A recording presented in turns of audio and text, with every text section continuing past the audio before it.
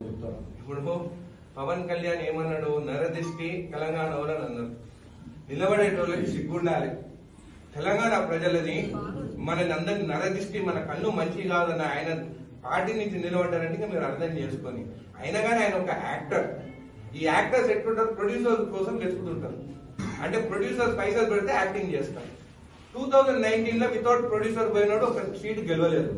దాని తర్వాత 2024 లో ఒక ప్రొడ్యూసర్ చంద్రబాబు నాయుడుని వెతుకున్నాడు, కో ప్రొడ్యూసర్ లోకేష్ ని వెతుకున్నాడు, గెలిచిండు.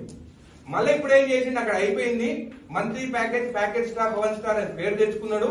ఇప్పుడు నాకు అది సరిపోతలేదు, నా కుటుంబం పెద్దది, ఎట్లా అని చెప్తే ఇప్పుడు కొత్త ప్రొడ్యూసర్ ని వెతుకున్నాడు. ఆయన పేరు మోడీ. ఆ మోడీ ప్రొడక్షన్ లో ఇప్పుడు తెలంగాణకు రావాలని అనుకుంటున్నారు. మళ్ళా ఇది హై బడ్జెట్. కొన్నిసార్లు హై బడ్జెట్ 1000 కోట్లు పెట్టినవి కూడా 50 కోట్లు రావు. సో ఈ హై బడ్జెట్ గెలుస్తారా ఓడిపోతారా అనేది ప్రజలు నిర్ణయించాలి. ముందు ఆ ఈగో ఇంకా అడ్డం పెట్టుకుంటున్నా అక్కడ. నేను కూడా ఆయన ఫ్యాన్, చిరంజీవి మూవీ చూస్తాను, బాలకృష్ణ మూవీలు చూస్తాను.